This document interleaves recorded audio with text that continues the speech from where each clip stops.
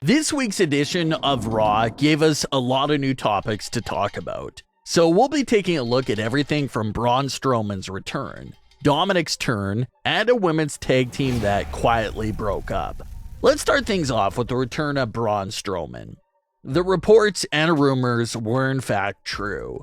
It had leaked earlier in the week that Strowman signed back with WWE and would be backstage at the September 5th edition of Raw. And that's exactly what happened. It was reported early Monday afternoon that the little background hints would continue with Braun Strowman's return with a flipped over car.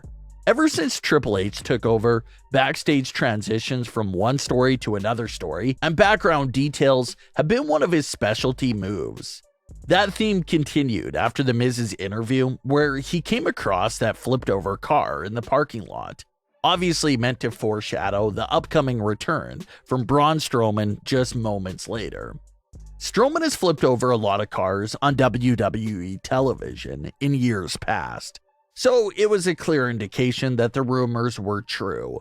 Now, considering the fact that The Miz was the individual to first discover the flipped over car, fans thought that maybe Braun Strowman would play a role in the ongoing Miz versus Dexter Lumis story. Dexter has been haunting The Miz backstage through several tactics. So, upon first glance, everyone thought that maybe Braun would be helping Dexter Lumis in the situation with The Miz. Especially with The Miz being in the main event. The popular fan assumption was that Strowman would come out during the main event steel cage match and make his big return by taking out either Bobby Lashley or The Miz and close out Raw. But things didn't happen exactly like that. Instead, Strowman came out during a number one contenders match for the tag team titles and laid out 8 men. So, still a great, impactful return. He came back and took out the entire tag team division pretty much, and looked as dominant as ever doing it. And that's Braun Strowman's character at his best. He has this massive size. So just let him destroy everything in sight, and it'll be great. So what does Braun Strowman want exactly? Well, we still don't know. When he appeared backstage for an interview, he said that he'll be at SmackDown.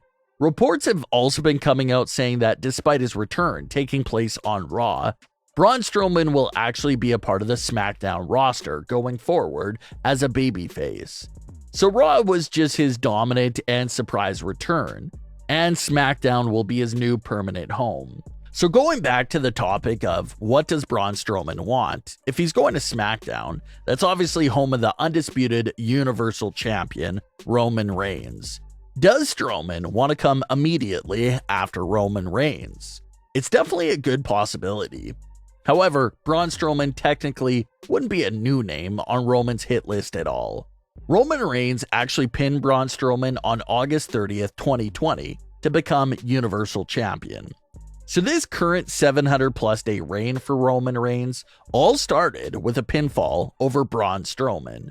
Strowman did end up getting some rematches against Roman in October 2020, but was unsuccessful in those title matches. And after that match against Roman Reigns in October 2020, Braun Strowman never really climbed back into the world title scene. So even though Roman has technically defeated Braun Strowman several times during this current reign all those years ago, Roman and Braun never had a full-fledged feud and program. When Braun Strowman was getting his rematches against Roman Reigns, Roman was already in the middle of his feud with Jey Uso, so the matches against Strowman were quickly brushed over and given little to no story at all. So now, 2 years later, Braun Strowman can come back still holding a grudge over how things with Roman Reigns went down and demand another title match. And the story is definitely there. Roman Reigns made his return in 2020 during a long feud that Bray Wyatt and Braun Strowman were having over the Universal title. So here was Braun and Bray in the middle of this long war for the Universal Championship, and then Roman came in, attacked the both of them, stole the title from them the following week, and both Bray and Braun never got a full feud with Roman after that. So even though this is all the events that happened well over 2 years ago, Strowman would still technically have a claim to the title and a score to settle with Roman Reigns. And especially at this point, almost 800 days into his title reign, Roman has nearly defeated everyone that WWE had to offer.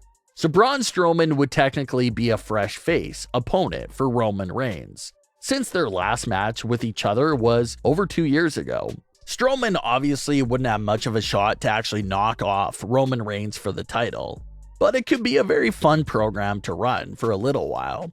Especially with the bloodline now having the Usos and Solo Sikoa, Braun Strowman could get in there some weeks and just toss the three of them around to make himself look great and obviously scare Roman Reigns. So, will Braun Strowman dethrone Roman Reigns? Most likely not, but maybe he could step in and face Roman Reigns at the upcoming Saudi Arabia show and be the next big threat. So we'll have to see if that's what Braun Strowman is going to do on SmackDown, but he'll be there full time from now on. The fan theory came true. Dominik Mysterio actually ended up joining the Judgment Day. When Edge called out Dominik Mysterio, it was Rhea Ripley who came out and introduced the new Dominik. Dominik didn't say a single word, was dressed in all black, and followed every command the Judgment Day gave to him. He's too far gone and obviously belongs to the Judgment Day now. Maybe Rey Mysterio will continue to talk to Dominik and attempt to talk him out of this, but obviously Rey will be unsuccessful. Dominik will compete in his first match as a heel for a matchup against Edge. We should most definitely expect to see full new ring gear as well for Dominik. Dominik's old colorful gear no longer fits his character, so we'll most likely see new gear for Dominik that's similar to the Judgment Day's colors of purple and black. Fans have also brought up a great point though. If Dominik was going to join the Judgment Day anyway, then why didn't Dominik cost Rey and Edge the match at Clash at the Castle? It would have been an even more shocking way for him to show Rey and Edge what he was doing.